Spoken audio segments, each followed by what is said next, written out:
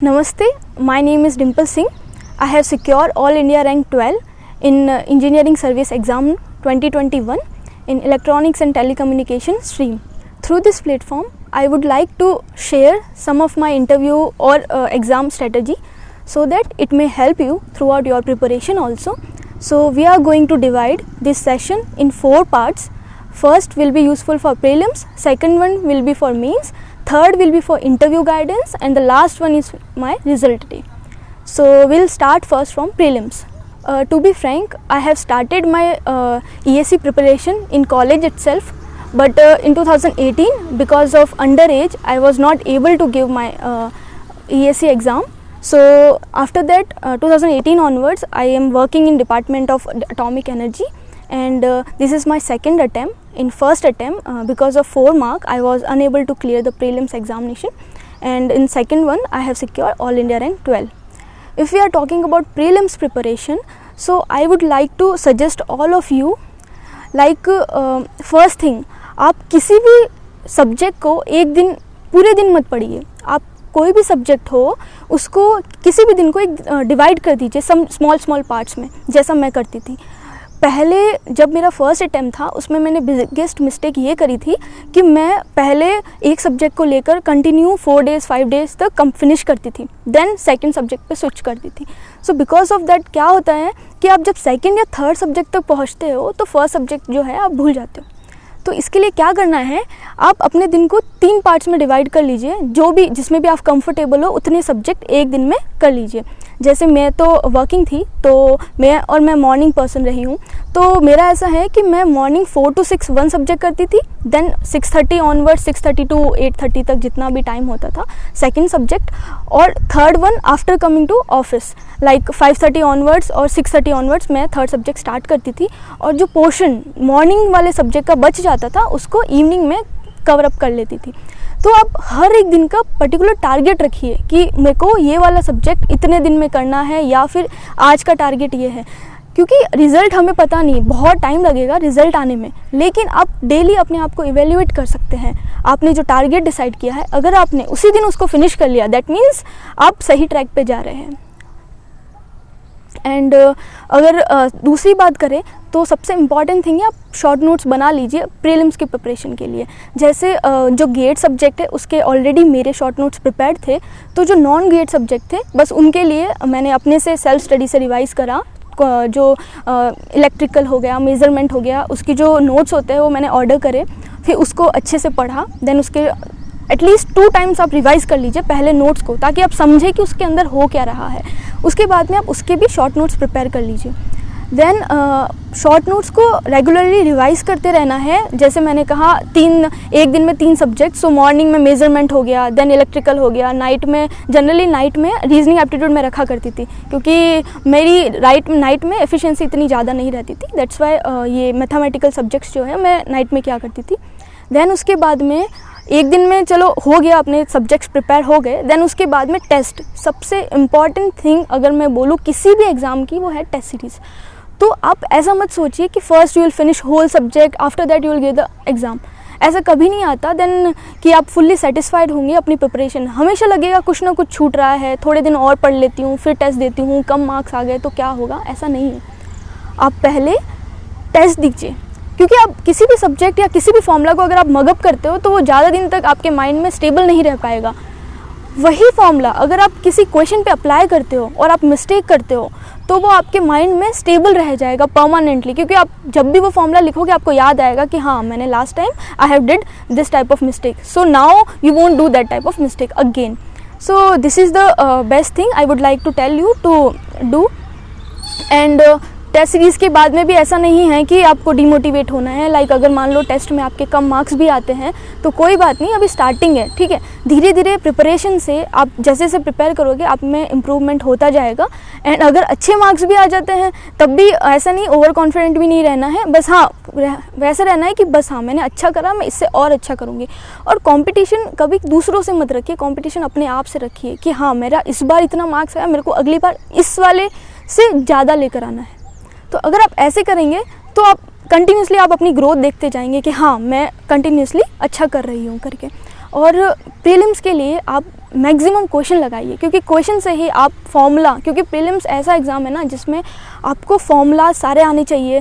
Gate की तरह नहीं है कि इन डेप्थ पूछा जाता है, इसमें वाइड एरिया कवर अप होता है ईएस के अंदर में। तो आपको सारे फॉर्मूलाज अच्छे से रिवाइज होने चाहिए। तो उसके लिए मैक्सिमम क्वेश्चन प्रैक्टिस कीजिए, उससे क्या होगा, माइंड में स्टेबल हो जाएगी वो चीज़ें, है ना।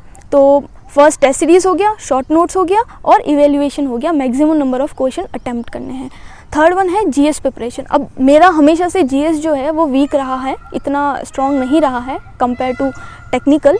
सो उसके लिए मैं क्या किया करती थी, जो भी बुक्स अवेलेबल थी जीएस की, और मेन थोड़ा ये था कि स्ट्रेंथ कहा जाए तो मेरे स्टैटिक पोर्शन थे, लाइक प्रोजेक्ट मैनेजमेंट हो गया, एथिक्स हो गया, एनर्जी एनवायरनमेंट का थोड़ा पोर्शन जो है वो भी स्टैटिक रहता है, आईसीटी हो गया, और अपन कह सकते हैं रीजनिंग एप्टीट्यूड मैथ्स हो गया। जो स्टैटिक पोर्शन है उसमें तो आप अच्छे से कवर अप कर ही पाते हो, जैसे ड्राइंग हो गया, तो मैं उस पर ज़्यादा फोकस करती थी। डायनेमिक लाइक करंट अफेयर था तो मैं ज़्यादा नहीं पढ़ती थी, लेकिन हाँ ऐसा है कि जो भी यूट्यूब पे वीडियोस अवेलेबल है, जो 10 मिनट्स के, 5 मिनट्स के, जो डेली न्यूज़पेपर एनालाइज होता है, उसके बेसिस में करंट अफेयर में ऐसे प्रिपेयर कर लेती थी। और जो स्टैटिक पोर्शन था उस पर मैक्सिमम क्वेश्चन अटैम्प्ट करती थी या फिर प्रैक्टिस किया करती थी। बहुत सारी, आपको पता है, बहुत सारी कोचिंग्स के मटेरियल अवेलेबल है, उसके थ्रू भी आप प्रैक्टिस कर सकते हैं।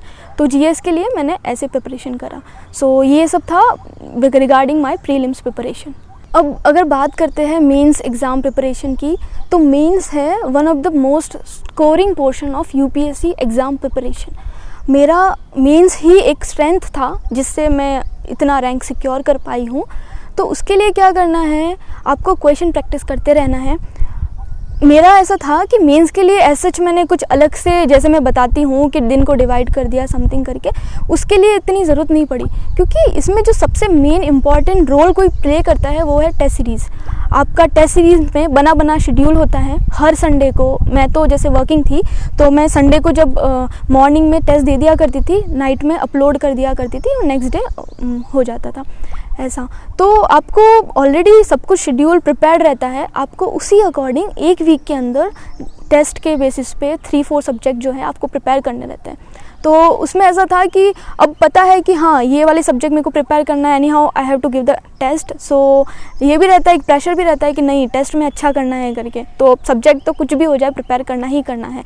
तो मान लो एक दिन का टारगेट ख़त्म रह गया तो दूसरे दिन कवर अप करना ही पड़ता था उसको, ताकि टेस्ट सही से हो पाए करके। तो मेन है आप टेस्ट सीरीज़ को बहुत सीरियसली लीजिए, मेंस की तो स्पेशली। बिकॉज क्या होता है ना, मेंस जब आप लिखते हो ना तो उसमें वो प्रैक्टिस चाहिए होता है, और टेस्ट सीरीज से ही आपकी मेन प्रैक्टिस होती है कि आप कैसे लिखते हो आंसर को, आप अपने आप को इवेल्युएट कर पाते हो। और जब रिज़ल्ट आता है तब टॉपर्स के बुकलेट जो आंसर की है वो भी वहाँ पे अवेलेबल होती है, तो आप उसको भी डाउनलोड करके देख सकते हैं कि टॉपर्स कैसे लिखते हैं, आप कैसे लिखते हो। हुआ ऐसा था कि मेरे को जब प्रीलिम्स के टाइम मैंने जो प्रिपरेशन करी थी तो मुझे इतना नहीं लगा था कि मैंने उतना अपना अच्छा दे पाया था प्रीलिम्स एग्ज़ाम। तो फिर मैंने एकदम से पहले सोचा कि क्या होगा, लेकिन मेरे कंटिन्यूस अगर कहा जाए, मेंटर मेरे भैया है, तो मैंने उनसे बात करी तो उन्होंने मेरे को सजेस्ट करा कि अभी ठीक है, अभी वेट कर रिज़ल्ट आने का, तब तक कोई दिक्कत नहीं है, तो प्रिपरेशन तो स्टार्ट कर ले करके।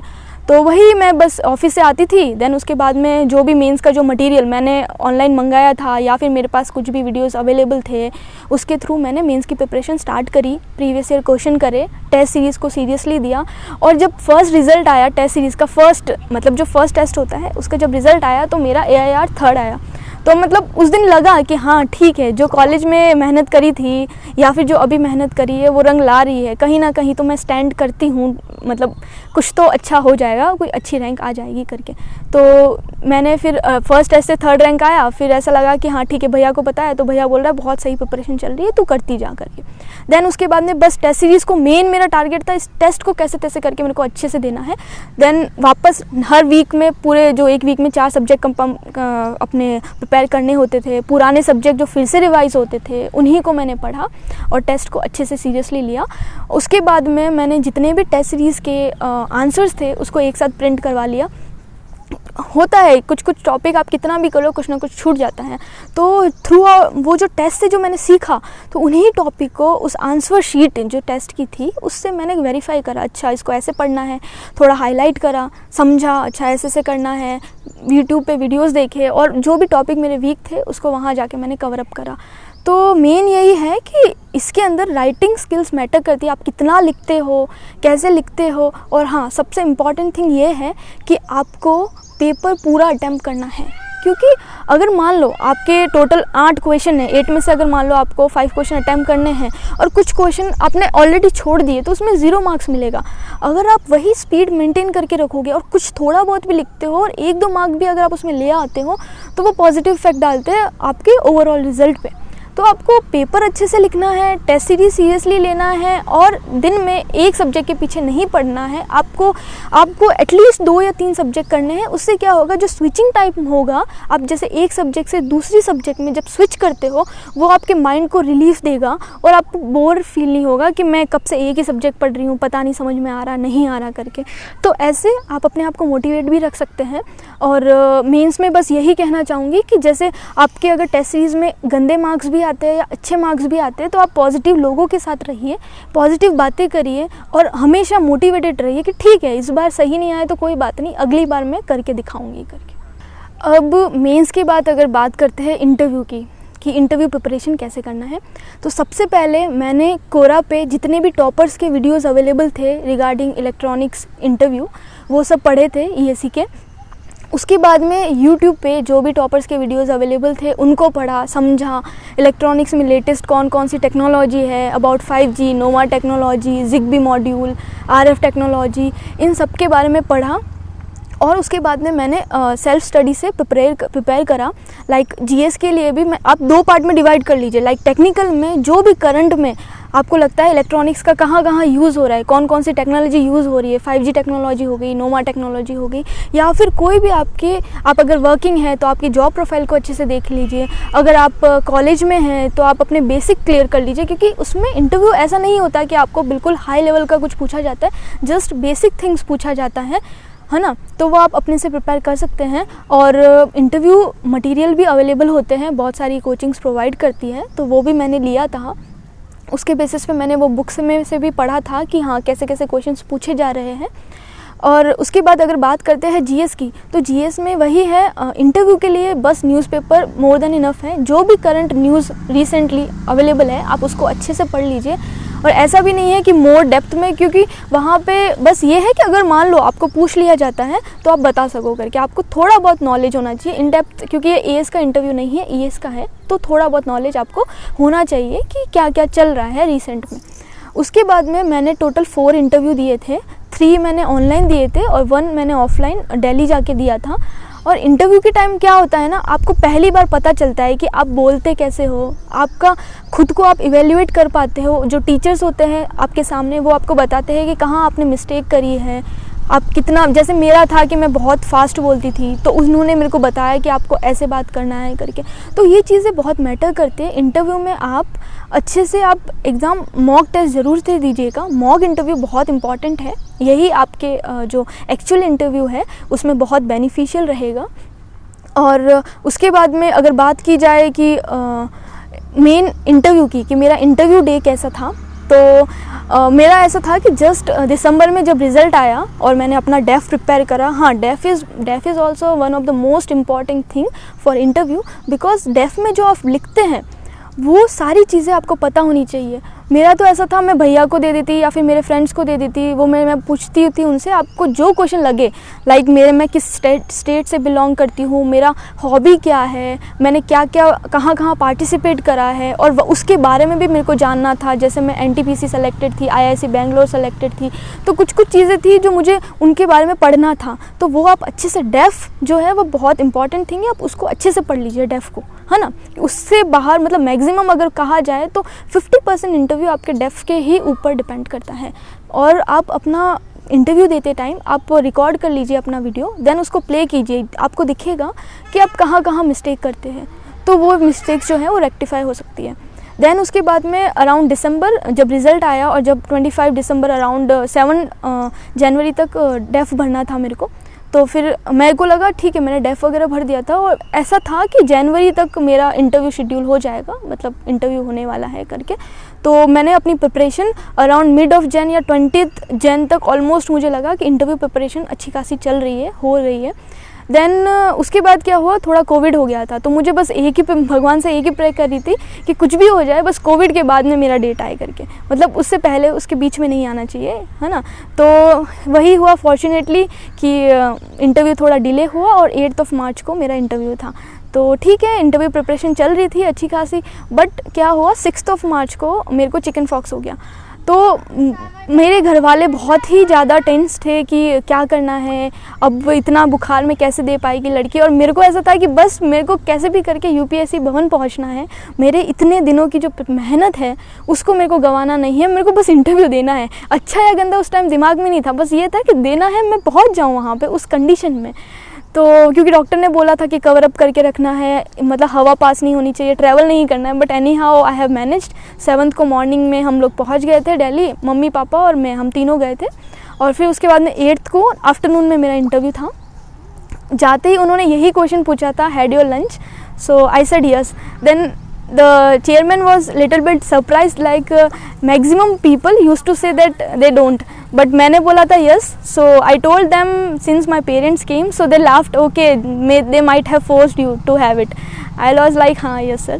Then the interview was smooth, मतलब उसके अंदर सारे क्वेश्चन मेरे टेक्निकल फील्ड से थे, जॉब प्रोफाइल से थे, और कह सकते हैं कि कुछ लेटेस्ट टेक्नोलॉजी से थे। मेरे को वाईफाई, ब्लूटूथ वगैरह पूछा गया था, आरएफ मॉड्यूल के बारे में पूछा गया था, सिग्नल सिस्टम से बहुत सारे क्वेश्चंस थे। तो आपको अच्छे से अगर नहीं आता तो आप आराम से कह सकते हैं, क्योंकि वो आपको रिजेक्ट करने के लिए नहीं बैठे, वो आपको हेल्प करेंगे। आपको ऐसा एनवायरनमेंट दिया जाएगा कि आप बहुत कंफर्टेबल फील करेंगे वहाँ पे, बिल्कुल भी नर्वस नहीं होंगे, तो इजीली आप दे सकते हैं। बट एट लास्ट क्या हुआ था, इन सब के बाद में चेयरमैन पर्सन ने मेरे को बोला कि how many marks you want to give yourself out of 100। अब ये ऐसा क्वेश्चन होता है ना कि आप 90+ भी नहीं बोल सकते और 60 से कम भी नहीं बोल सकते, बिकॉज उससे आप अपने आप को जज कर रहे हो। अगर आप 60 से कम दे रहे हो तो मतलब आप अपने आप को बोल रहे हो कि मैंने इंटरव्यू अच्छा नहीं दिया, तो आगे वाले पे अच्छा इंप्रेशन नहीं जाता। और अगर आप 90+ बोलते हो तो उनको लगता है अरे ओवर कॉन्फिडेंट है, तो वो भी सही नहीं रहता।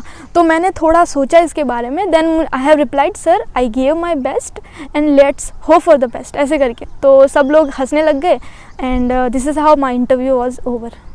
सो दैट डे वॉज ओके, मतलब जैसा मैंने सोचा था उससे तो बहुत सही गया था। मुझे लगा था कि मैं शायद पता नहीं बुखार के कारण बोल पाऊँगी नहीं बोल पाऊँगी, बट ओके, बिकॉज मुझे पता था मेरे पेरेंट्स बहुत सारी उम्मीद लेके बाहर बैठे हैं, और मैं जब अंदर गई तो मुझे लगा कि हाँ अब तो कुछ, अब आ गए हो, मेहनत करी है, तो बस यहाँ पे आपको दिखाना है करके, अब आप यहाँ पे गिव अप नहीं कर सकते। सो this is all about my interview.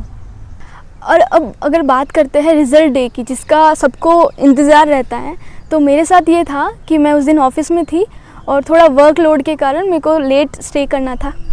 Around 7:45 तक मैं ऑफिस में ही थी, और भैया मेरे को कॉल करे जा रहे थे, बट मैं उठा नहीं पा रही थी क्योंकि फ़ोन अलाउड नहीं है ऑफिस में। तो एनी हाउ उन्होंने कॉल करा वहाँ पे, और मुझे पता चला कि मेरा 12th रैंक आया है। और मैं इतना खुश थी और पता भी नहीं था कि कैसे मैं अपनी खुशी को एक्सप्रेस करूँ, बिकॉज आफ्टर 5 क्या होता है ना, मोस्ट ऑफ द पीपल जो है वो चले जाते हैं, तो जनरली कोई होता नहीं है ऑफिस में।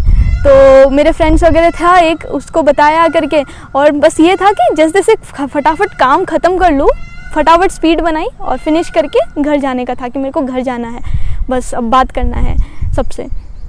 फिर जैसे ही मैं अराउंड 7:45 के अराउंड घर पहुंची, तो मेरे फ्रेंड्स वगैरह लोग हैं वो सब केक लेकर सब बाहर वेट कर रहे थे, घर के बाहर लॉक लगा हुआ था इसलिए। फिर मैं गई, और क्या होता है ना, जब आप यूपीएससी प्रिपरेशन करते हैं तो आप थोड़ा कट आउट हो जाते हैं सोसाइटी से, इतना बात नहीं कर पाते, आप इन्वॉल्व नहीं हो पाते, आपको थोड़ा सेक्रीफाइस करने पड़ते हैं इस चीज़ के लिए। तो मेरा भी ऐसा था, मैं ज़्यादा लोगों से बात करती नहीं थी उस टाइम में।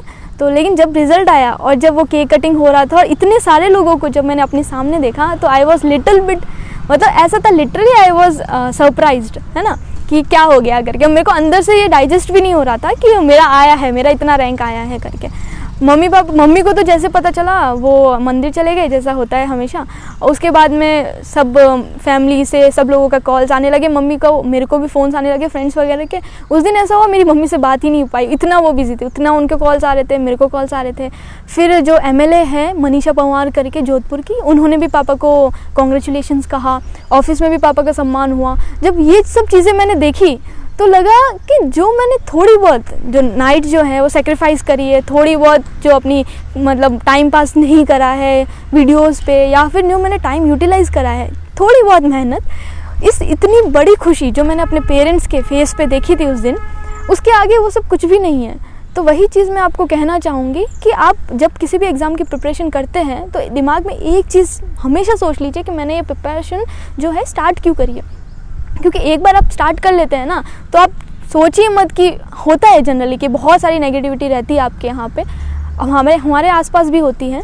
जैसे मेन है ईएस के अंदर वैकेंसीज़ कम है, उसके बाद में भी है कि प्रिपरेशन करे कि ना करे, पता नहीं क्या होगा। लेकिन एक चीज़ सोच लीजिए, अगर आपने डिसाइड कर लिया है कि आपको बनना है, आपको आपका गोल डिसाइडेड है, जैसे मेरा था कि मेरे को आईएएस बनना है, तो मैं देखती थी अपने दोस्तों को मज़े कर रहे हैं, लोग एंजॉय करते हैं। कभी कभी मेरे को भी बुरा लगता था कि ठीक है ना, अच्छी खासी जॉब है, कर लेते, क्यों करना, क्यों इतना एफर्ट डालना। लेकिन जिस दिन रिज़ल्ट आया ना, तब मुझे लगा कि हाँ, जो मम्मी पापा की जो खुशी थी उसके आगे ये सब जो छोटी मोटी मैंने कुर्बानी दी वो कुछ भी नहीं है। तो आप हमेशा माइंड में एक चीज़ ये डिसाइड करके रखिए कि आपने जो सोचा है वो हमेशा करिए, गिव अप मत कीजिए और प्रिपरेशन करते रहिए। भले आपका कभी कभी होता है टाइम ज़्यादा लग जाता है, कभी किसी का जल्दी हो जाता है, तो इससे आप डिमोटिवेट मत रहिए, हमेशा टारगेट फिक्स रखिए। क्योंकि अब जब मैं देखती हूँ ना, वो पेन जो मेरे को भैया ने 2019 में जब मैं स्टार्ट करी थी तब मेरे को दिया था, लिखा था डिम्पल सिंह आईएएस, और जब मैं अब उस पेन को देखती हूँ ना तो मुझे फील होता है